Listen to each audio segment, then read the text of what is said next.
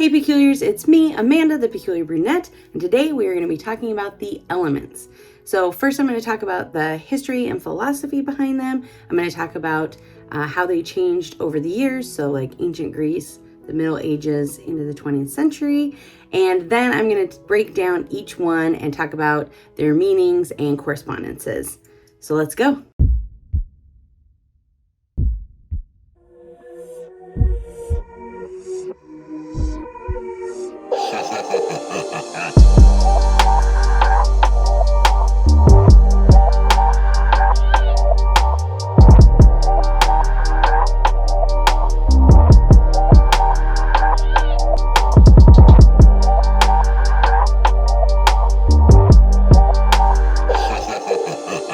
So the elements have played a part in all manner of studies throughout the years. So that includes like alchemy and medicine, magic, and astrology. The elements make up the most basic but essential fundamentals of nature spirituality, and they represent nature, the cycle of seasons, and spiritual energy. Elements provide harmony and balance through the vibration and energy of the universe and nature. So let's start with the history and philosophy of the elements. So the origins of the elements lie with the Greek philosopher and physician Empedocles, and he lived from about 495 to 430 BCE. So he believed that the elements were the root of all creation, which he called rhizomata, which means roots. Empedocles was more interested in the physical, scientific characteristics of elements instead of the energy that most spiritual practitioners use today. In his poem on nature, Empedocles theorized that the entirety of the universe occurred due to a unique fusion of the elements. Greek physician Hippocrates later expanded on Empedocles' work and created what's called the four humors. So if you don't know what the four humors are, it's basically the idea and theory that the body holds four different humors, which are blood, phlegm, choler, which is like yellow bile, and melancholy, which is black bile. And then each humor is ruled by different elements, seasons, organs, and planets. So basically, if you were sick or had an ailment of any type, that meant that one of your four humors was out of balance. And the way to cure that is to use any of the corresponding like herbs or elements or planets or anything that aligned with that, and that would bring the body back into harmony. I just want to note before I move on that it's believed that Hippocrates actually got some of these ideas from Eastern beliefs based on recordings that they had at the time. And you'll find from what I'm talking about, you can kind of see that there's a lot of similarities, like in Indian, Ayurvedic, is that how you say that? Or traditional Chinese medicine, like you start to see that, especially too, like with chakras and like balancing those different points, you kind of can see some of the similarities there. Greek philosophers and physicians used triangles and lines to symbolize the different elements, and those are theorized to come from the Seal of Solomon. Now, most spiritual practitioners still use these symbols today in their practice. All right, let's jump into more of the Middle Ages time period. Since the ancient Greeks believed that the entirety of the universe was formed due to this unique fusion of elements, alchemists during the Middle Ages theorized that these elements must have come from one source. So they used, I'm going to put up the picture of it, but they used a symbol to represent the four elements, consisted of a square with a triangle in each corner. Alchemists also used the quartered square to represent the four magic elements. Now, you might be wondering why it is that there are different symbols to show the elements during this time period.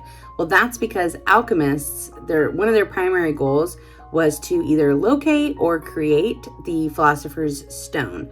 And if you haven't seen Harry Potter and you don't know what the Philosopher's Stone is, it was believed to be a common material that would provide everlasting life. It could heal diseases, and it could turn base metals into silver or gold using the elements. Alchemists believed during the Middle Ages that by combining the elements, they could create what's called the quintessence to create the Philosopher's Stone. So they were really secretive about their work. So that's why you'll find various symbols, because in case somebody came by with some prying eyes, they didn't want to give away any of their secrets. There were very few people who've actually claimed to have created the Philosopher's Stone, one of which, again, if you know Harry Potter, was Nicholas Flamel and his wife. I don't know how to say her name. I think it's Perenelle Flamel. Rhymes? I don't know. But basically the story goes that Nicholas Flamel was a scribe, and he was going through old manuscripts, and he came across a bunch of really unique alchemy symbols that he couldn't translate. So Nicholas Flamel set off to try to find an alchemist who could translate them for him. And he worked with this alchemist, this Jewish alchemist named Conches, I think is how you say his name. He studied and worked with him for 3 years, and Conches taught Nicholas Flamel everything that he knew, and then he unfortunately passed away. So at that point, Nicholas Flamel went back to be with his wife, and took all of that knowledge to try to create the Philosopher's Stone. So according to Nicholas Flamel and his wife, in 1382, they were able to turn base metal into silver. And then a few months later after that, they were able to turn the base metal into gold. No one's ever actually been able to prove that that's true, but just an interesting little fact is that later on in life, they were very, very wealthy. So there's a lot of theories that think that maybe they really did come up with the Philosopher's Stone. Guess you'll have to decide yourself. Here is the symbol for the Philosopher's Stone during the 17th century. It was made up of images that represented each element. So a small circle for water, square for earth, triangle for fire, and then the largest circle for air. Also, just fun little fact to throw in here because I can.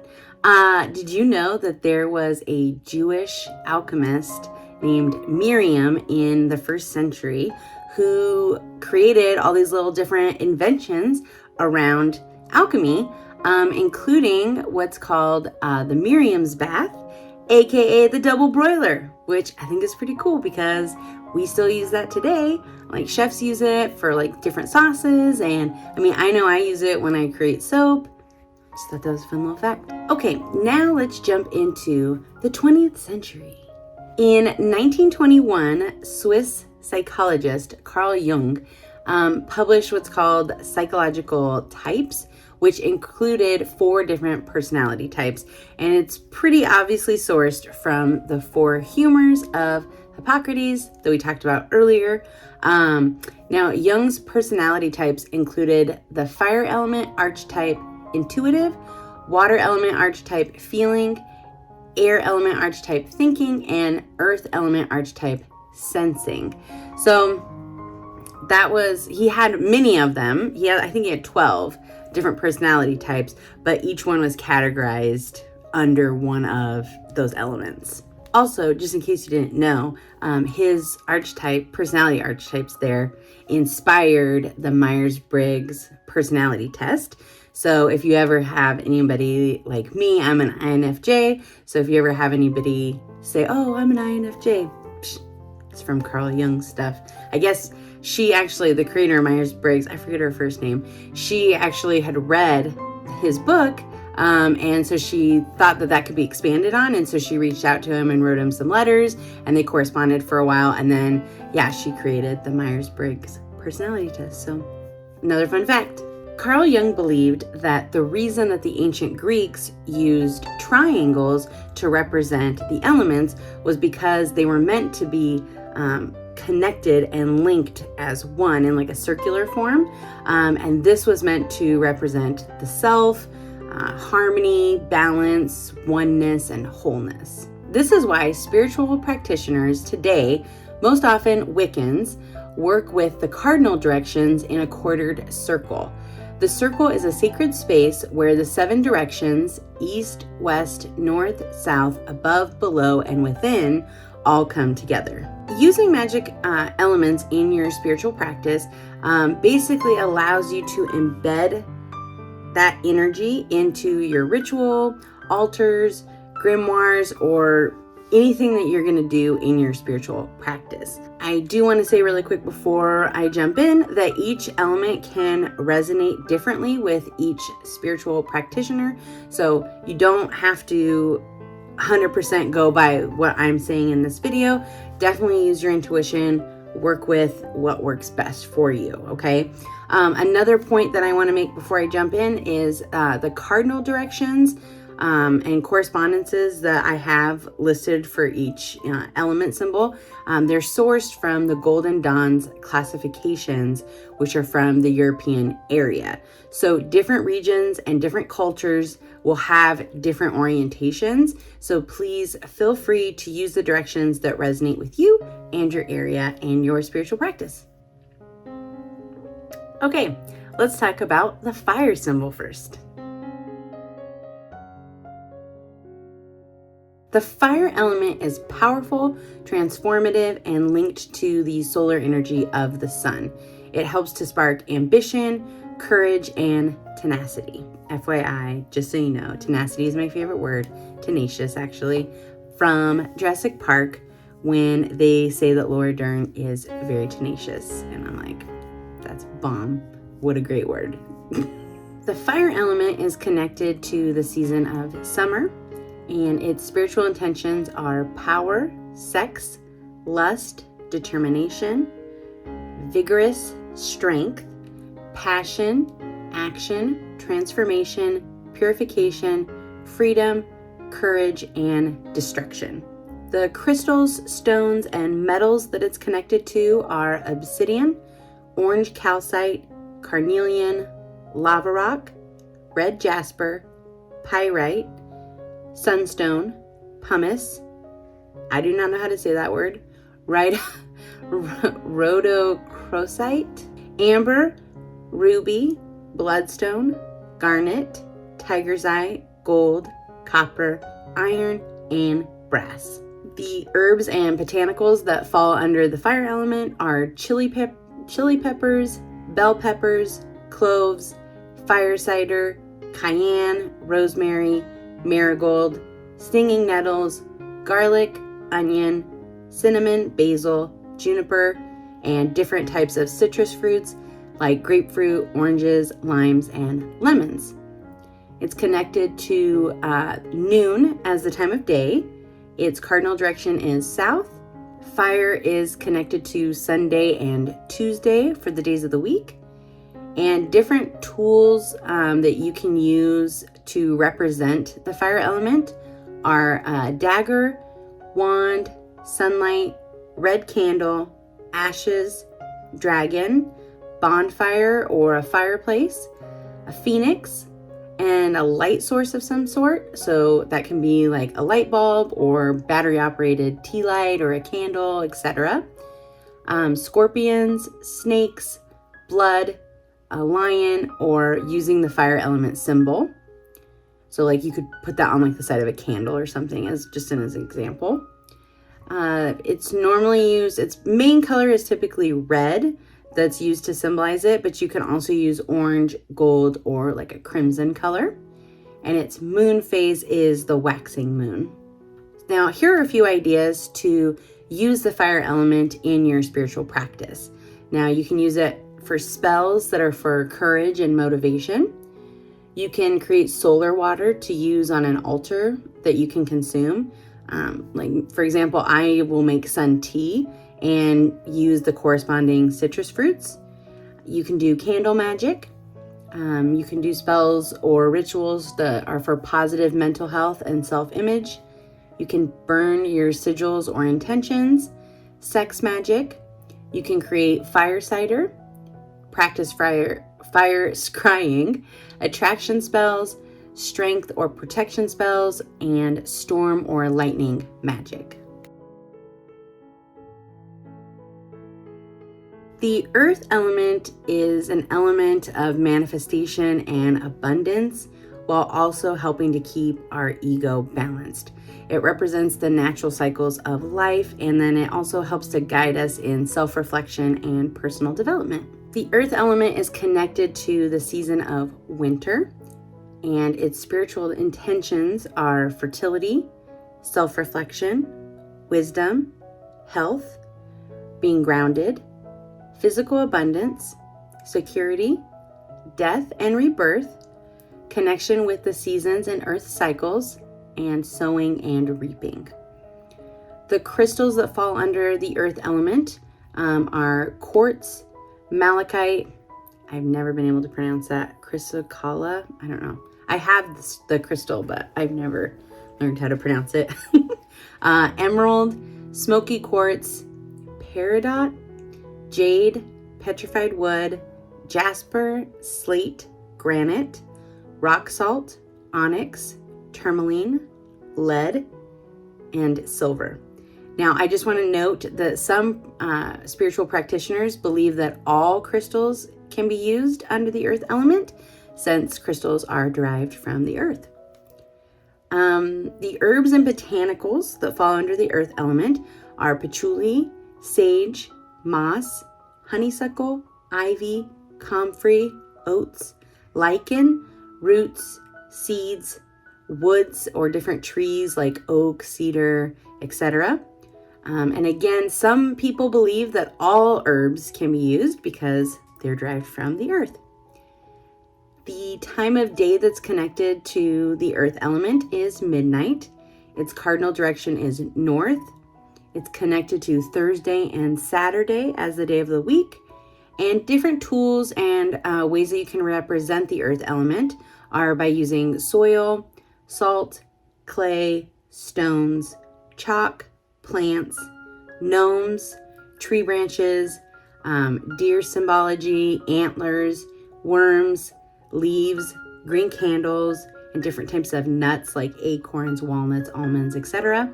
The pentagram, flowers, garden fay, bones, and then using the actual earth element symbol. Its colors are green, typically, like you can use light or dark, but also brown, black, or any other colors that are found in nature. And its moon phase is connected to the new moon. Spell, ritual, and inscription ideas for the earth element are using it to overcome anxiety or stress, any kind of business, job, or employment opportunity, fertility or parenthood, financial gain, abundance, or prosperity, garden or plant rituals, destroying hexes or curses, herbal infusions, burying sigils or intentions, and also crystal magic. Water is the element of intuitions, emotions, and wisdom. It's really powerful for spiritual awakenings, growth, and healing. Water is connected to the season of autumn. Its spiritual intentions are healing, trust, psychic abilities, harmony, emotions, the unconscious, kindness, dreams, cleansing, nurturing, empathy, and lunar energy. It's connected to aquamarine, pearl, moonstone, ocean jasper, selenite, fluorite, lapis lazuli. Never learned how to say that one either. Sodalite, blue topaz, silver, and mercury. Different herbs and botanicals that are connected to water are the water lily, seaweed, algae, lemon balm, gardenias, willow tree, chamomile, fern, mugwort, roses, myrrh, and then like night blooming flowers. So like jasmine, evening primrose, the Casablanca lily, etc. It's connected to dusk or twilight for its time of day, and its cardinal direction is west. It's also connected to Monday and Friday for the days of the week.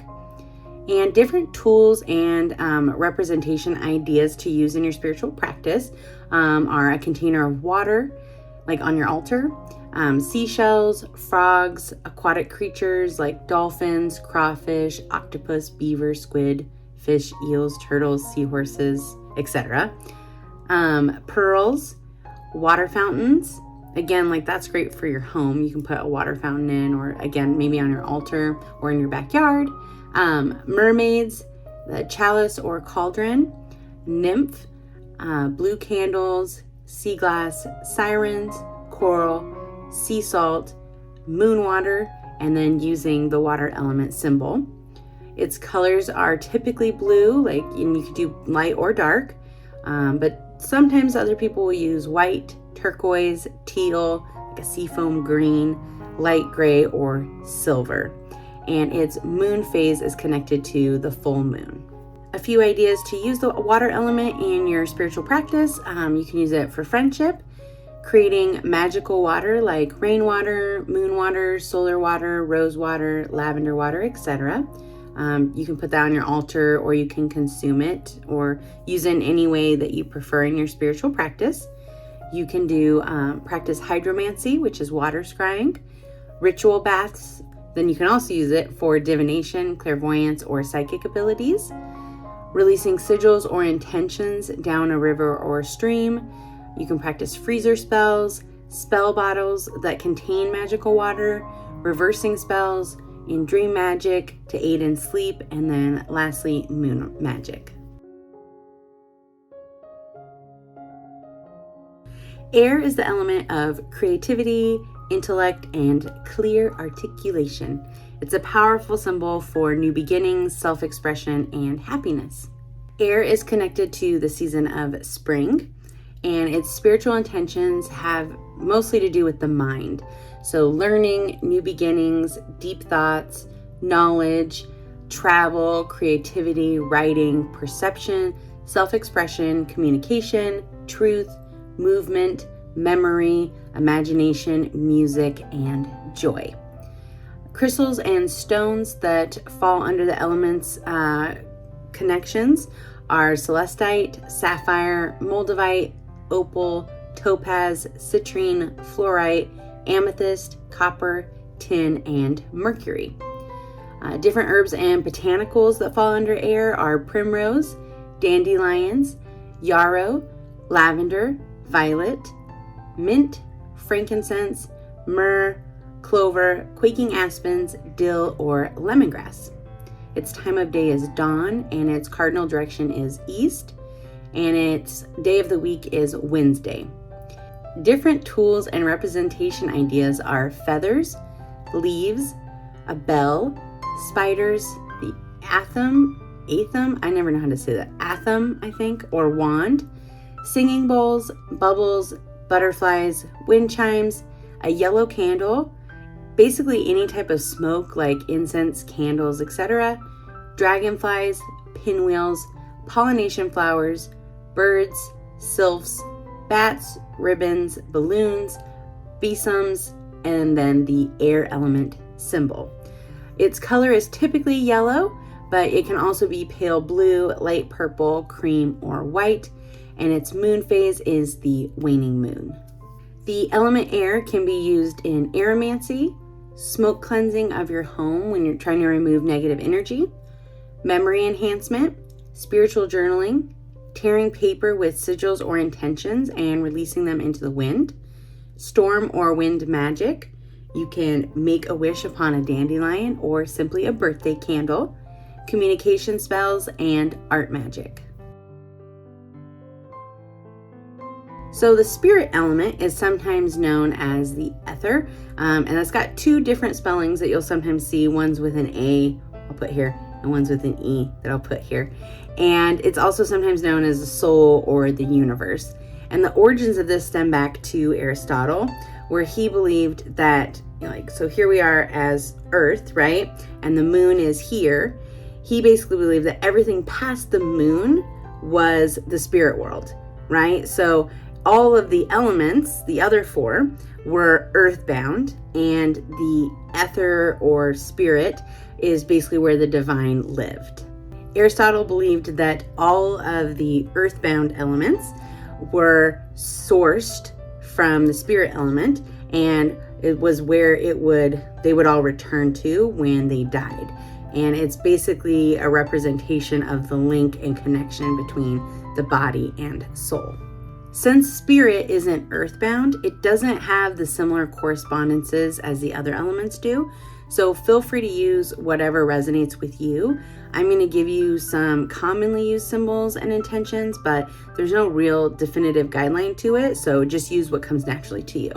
The spiritual intentions that connect with the spirit element are wholeness, connectedness, the universe, infinite time, the veil, ancestors, secrets, the unknown, innocence, spirit guides, and deities. Different crystals, stones, and metals are typically something like amethyst, tourmaline, or meteorites.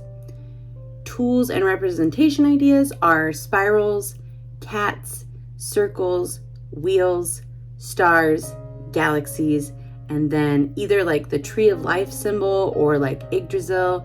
It depends on what your practice is. And typically the color that's associated with it is white because it's all the different colors combined. You can use the spirit intentions and symbols when you're connecting with ancestors or spirit guides or the dead. Shadow work when you're doing automatic writing, deep intuition work, divination, or when you're watching for signs and symbols from the universe, ancestors, or your spirit guides. So I often get asked if you can only work with the symbol that corresponds with your zodiac sign. So for example, I'm a Pisces. So the question is can I only work with the water element? So the short answer is no. Do whatever you want.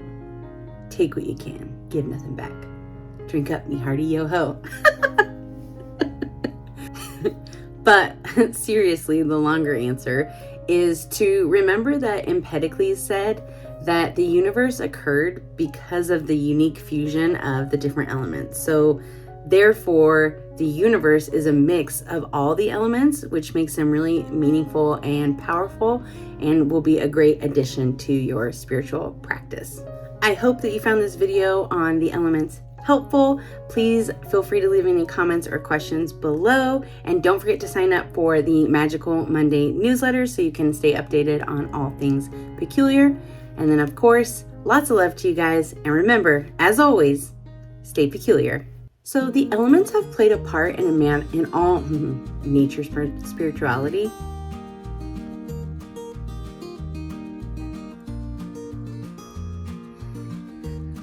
It's believed that So Greek philosophers, So according to Nicholas, I do just want to say really quick that each element can resonate. If you'd like to, the spiritual connections that connect. So I often get asked if you can work,